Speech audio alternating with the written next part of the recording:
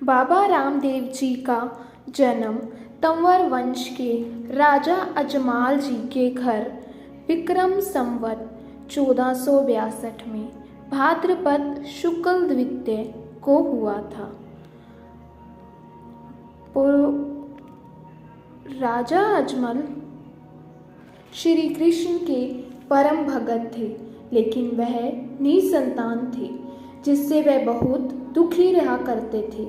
रामदेव जी के पिता राजा अजमल, जो द्वारकाधीश के बहुत बड़े भगत थे, हमेशा अपने राज्य के सुख शांति की कामना के लिए द्वारका जाया करते थे। एक बार उनके राज्य में भयानक अकाल पड़ा और अजमल जी राज्य में अच्छी बारिश की कामना लेकर द्वारकाधीश पहुँचे। ऐसा माना जाता है कि भगवान द्वारकाधीश की कृपा से उनके राज्य में बहुत अच्छी बारिश हुई।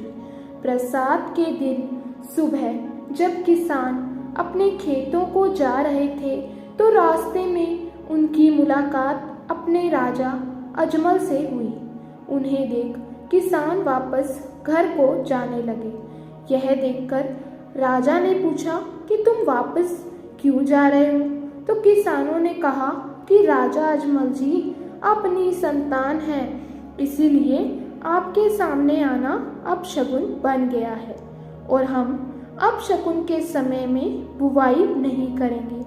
यह सुनते ही राजा को बहुत दुख हुआ, लेकिन एक कुशल शासक, गरीबों के मसीहा होने के नाते उन्होंने किसानों से कुछ नहीं कहा, लेकिन बहुत निराश परेशान होकर घर वापस आ गए। तब उन्होंने निश्चय किया कि संतान प्राप्ति की कामना से वे द्वारकाधीश के दर्शन करने जाएंगे। इसी इरादे से वो द्वारकाधीश पहुँचे। भगवान द्वारकाधीश के प्रसाद के रूप में लड्डू लेकर मंदिर में पहुँचने के बाद राजा अजमल ने बहुत दुखी भारी मन से सारी पीड़ा भगवान द्वारकाधीश की मूर्ति के सामने रखी। अपनी सारी बातें करने के बाद वह मूर्ति को देखते रहे।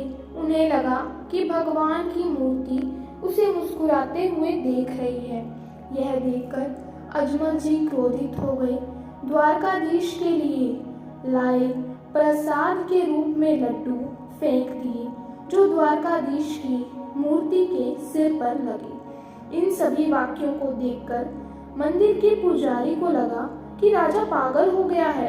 पुजारी ने राजा अजमल जी से कहा कि भगवान यहाँ नहीं है, भगवान समुद्र में सो रहे हैं। अगर आप उनसे मिलना चाहते हैं तो समुद्र में जाइए और उनसे मिलिए। राजा बहुत दुखी होकर समुद्र के किनारे गया, समुद्र में कूद गया।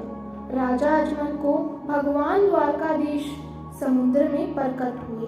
श्री कृष्ण ने स्वयं बलराम जी को उनके घर उपस्थित होने का वरदान दिया और कहा कि वे स्वयं पुत्र के रूप में राजा अजमल के घर भड़वा की दूज के दिन आएंगे। राजा अजमल ने देखा कि प्रभु के सिर पर एक पट्टी बंधी हुई है। राजा अजमल जी ने भगवान से पूछा कि आपको चोट कैसे लगी? भगवान ने कहा कि मेरे एक भगत ने मुझे लड्डू से मारा। यह सुनकर राजा बहुत शर्मिंदा हुआ।